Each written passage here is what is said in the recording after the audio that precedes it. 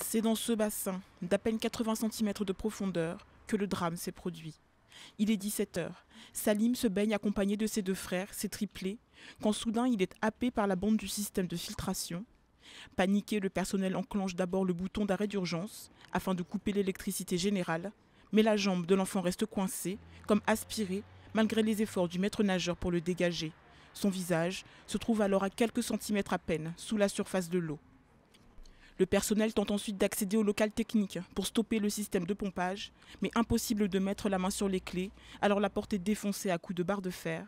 Ce n'est que 2 heures plus tard, vers 19 heures, que Salim sera finalement libéré de son calvaire.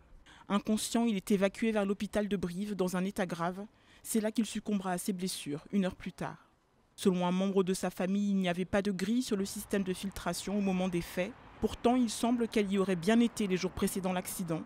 Problème technique ou erreur humaine, l'information judiciaire ouverte par le parquet de Périgueux pour homicide involontaire devra répondre à ces questions. La mère de Salim, elle, envisage de déposer une plainte.